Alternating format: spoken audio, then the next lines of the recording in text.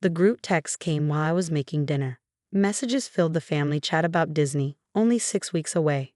My daughter, Emma, was 7 and obsessed with Disney princesses. She'd been counting down the days. Then Mom's message appeared. Nicole, we need to talk about Emma and the trip. Call me when you can.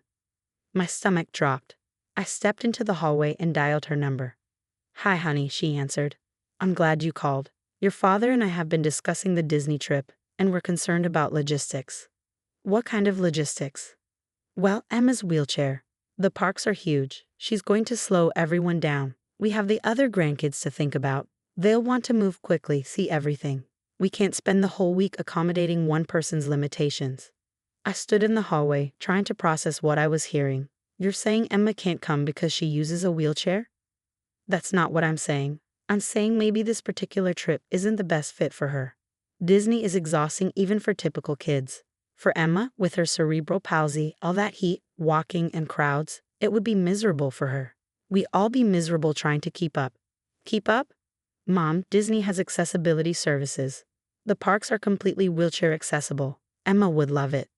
Nicole, be realistic. The other kids will want to run from ride to ride. They're not going to want to wait while we navigate wheelchair ramps and accessible entrances. And what about the photos? We wanted nice family pictures. Having a wheelchair in every shot is going to make that difficult. The words hit me like a physical blow. You're worried about wheelchairs ruining your photos? Don't twist my words. I'm thinking about everyone's experience. Maybe you and Emma could do a mother-daughter trip another time, just the two of you. Then you could go at her pace, do the things she can handle. The things she can handle, I repeated slowly. You know what I mean, the trip is already booked. The rental house sleeps 12. We've made reservations. It's just easier if it's the 8 adults and the 5 ambulatory grandchildren. 13 is an awkward number anyway. So you're uninviting my daughter from the family vacation because her disability is inconvenient. Nicole, you're making this about something it's not. We love Emma. This is purely practical. Who else knows about this? Silence. Mom, who else agrees with you? Your father and I discussed it. Kevin thinks it makes sense logistically. Ashley wasn't sure, but she agreed the other kids should be the priority. This is a once-in-a-lifetime trip for them. And not for Emma. She's not worth a once-in-a-lifetime trip. Stop putting words in my mouth. Look, we've made our decision. You're welcome to come without her. I'm sure you could use the break. Being Emma's caregiver full-time must be exhausting. I hung up without saying goodbye. Emma rolled into the hallway in her wheelchair, concern on her face. Mommy, you look sad. I knelt down and hugged her. I'm okay, baby. Are we still going to see Mickey Mouse? My heart broke. She'd been talking about this trip for months. She had a countdown calendar on her wall. She'd been practicing her autograph book signatures. Yes, sweetheart. We're absolutely going to see Mickey Mouse. Just not with them. That night, after Emma went to bed, I opened my laptop. I booked Emma and me for the same week as the family trip. Different hotel, same parks. If they thought Emma couldn't keep up, I proved them wrong. I posted in an adaptive parenting group asking for Disney accessibility tips. The response was overwhelming. I learned about Disney's disability access service, accessible rides, and wheelchair-friendly restaurants. I booked character dining, reserved accessible viewing for fireworks, and planned every detail. I didn't tell my family. When Mom texted asking if I'd made peace with the decision, I replied, Emma and I have other plans that week. 3 days before the trip, my sister Ashley called. Nicole, I feel terrible. Tom and I want to join your trip instead. The kids keep asking about Emma, what you're doing. That's what family should be. By the next day, Kevin called too. Jen and I are switching to your trip. The boys won't stop asking about Emma. Can you send the hotel information? When Mom found out both siblings were switching, she called me, furious. You're sabotaging our vacation. I'm taking my daughter to Disney World. The family chose differently. That's not sabotage. That's consequence. July arrived hot and humid. Emma's excitement was contagious. She wore her Cinderella dress to the airport and clutched her autograph book the entire flight. We checked into our hotel, a beautiful resort with a lazy river pool and princess-themed rooms. Emma's eyes went wide when she saw the castle mural on the wall. This is the best day ever, and we haven't even seen Mickey yet. That afternoon, Ashley's family checked in, then Kevin's family. The kids ran to Emma immediately, hugging her and showing her their matching Mickey ear hats. My nephew Tyler, who was 9, knelt by Emma's wheelchair. Aunt Nicole, I made Emma a surprise. He pulled out a decorated bag with Emma's name on it. Inside were trading pins, a light-up Mickey wand, and a handmade card that said, "Best cousin ever." Emma cried happy tears. That first evening, we had dinner at our hotel restaurant. The kids sat together, making plans for the parks. Emma was right in the middle, laughing, talking, included, and celebrated. My phone buzzed. A text from my dad. "Your mother and I arrived at the rental house. It's very quiet." I didn't respond. Day 1 at Magic Kingdom was pure magic. Emma's face when she saw Cinderella's castle made every bit of planning worth it.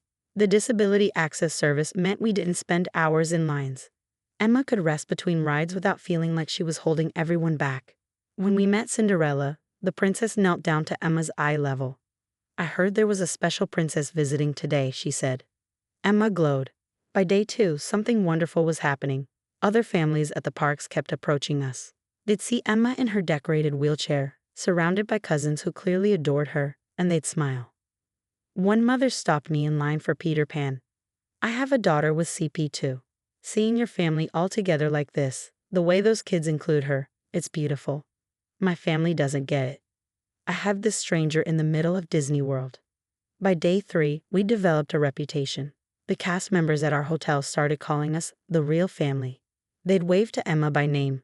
One cast member told me she'd worked at Disney for 15 years, and our family's dynamic was the most heartwarming thing she'd ever seen. That night, we had reservations at Be Our Guest restaurant. The kids were exhausted but happy. Emma had met every princess she'd wanted to meet. She had a pin collection that covered her wheelchair bag. She'd watched the fireworks from a special accessible viewing area where she could see perfectly.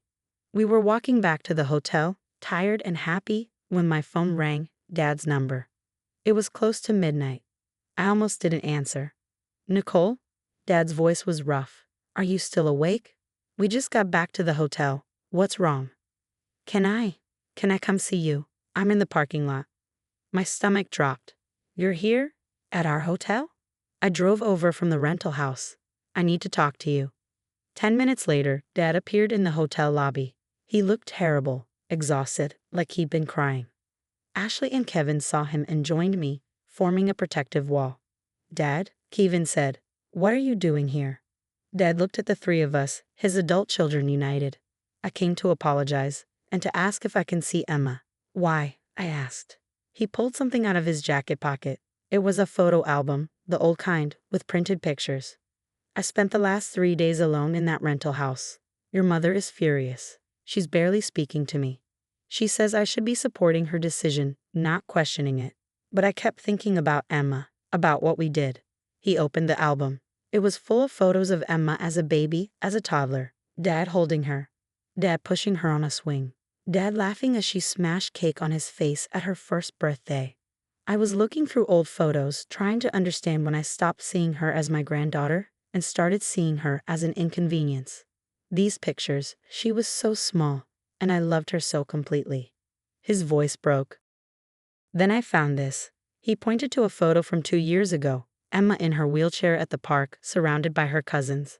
Everyone was laughing. It was a perfect moment. "The wheelchair isn't what I see in this photo," Dad said. "I see a happy kid, a loved kid, a kid who belongs." And I realized we took that away from her. We told her she doesn't belong because she can't walk. What kind of grandparents do that? Ashley stepped forward. "Dad, why didn't you say this before the trip?" "I was weak. Your mother was so convinced, and Kevin and I went along with it because it was easier than arguing.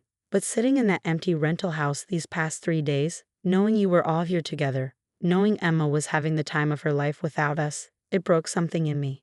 He looked at me, tears streaming down his face. "Can I see her? Can I tell her I'm sorry?" "She's asleep," I said. "It's past midnight. Tomorrow then? I'll come back tomorrow. I'll do whatever you want. I'll apologize 1,000 times. I'll push her wheelchair through every park. I just need her to know that I love her, that I was wrong." Kevin spoke up. "What about Mom?" "Your mother and I have a lot to discuss when I get back. She's angry that I came here. She thinks I'm betraying her. But I can't keep pretending that what we did was okay. Emma is our granddaughter.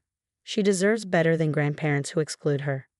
We stood in the hotel lobby, the five of us. Through the windows, I could see the pool lights reflecting off the water. Upstairs, Emma slept peacefully, having had the best 3 days of her young life. Here's what's going to happen, I said. You can join us tomorrow, Magic Kingdom, 9 in the morning. You'll meet us at the castle. And Dad? You're going to push Emma's wheelchair all day. You're going to see exactly how well she keeps up, how the accessibility works, how much joy she brings to every moment. Yes, he said immediately. Yes, thank you. And when we get home, you're going to have a serious conversation with Mom, because if she can't accept Emma as she is, then she's choosing to lose all of us. Dad nodded, wiping his face. I know, I will. I promise. He left with the photo album still in his hands. Ashley looked at me. Do you think he'll actually follow through? I don't know, but I gave him the chance. What he does with it is up to him. The next morning, Dad was waiting at the castle at 8:50. He brought Emma a special Minnie Mouse wheelchair cover he'd somehow found that morning. When Emma saw him, she squealed with delight. Grandpa, you came to Disney. He knelt down and hugged her tight. I'm so sorry I almost missed this, sweetheart. I was being very silly. It's okay, Grandpa. Want to see my pin collection? He spent the entire day with us. He pushed Emma's wheelchair through the parks. He saw how the accessibility services worked seamlessly. He watched strangers smile at Emma's joy. He saw his other grandchildren naturally include her in everything. At lunch, he pulled me aside. I was so wrong about everything. She's having the time of her life. And the wheelchair, it's not a burden. It's just a tool, like glasses or a hearing aid. I don't know why I couldn't see that before. Because Mom convinced you it would be hard, and you believed her instead of trusting Emma. I know. I'm ashamed. That evening, we gathered for the fireworks. Dad pushed Emma to the accessible viewing area, the best view in the entire park. When the show started, Emma's face lit up with wonder. Dad was crying. Thank you for giving me this, for letting me see what I almost threw away. Don't thank me, Dad. Thank Emma. She's the one who deserves this moment. Later that night, after Dad left to drive back to the rental house, Ashley, Kevin, and I sat by the pool while the kids swam. Do you think Mom will ever get it? Ashley asked. I honestly don't know, I said. But Emma will always know that she's loved. That's what matters. My phone buzzed. A text from Dad. I told your mother I'm checking out of the rental house early. I'm staying through the rest of the week at a hotel near yours. If you'll have me, I want to spend every remaining day with Emma. She deserves a grandpa who shows up. I showed the text to my siblings. Kevin smiled. That's a start. Yeah, I agreed. It's a start. The rest of the week was magical. Dad joined us every day. He learned about accessibility. He apologized repeatedly to Emma, who forgave him instantly because that's who she is. He took 1,000 photos. Emma with Mickey, Emma on rides, Emma with her cousins. Wheelchairs in every single shot. On our last day, as we were packing to leave, Emma hugged me tight. This was the best vacation ever, Mommy. Yeah, baby, it really was. Because she kept up just fine. She more than kept up. She led the way, showing everyone that disability doesn't diminish joy. It doesn't diminish belonging. It doesn't diminish love.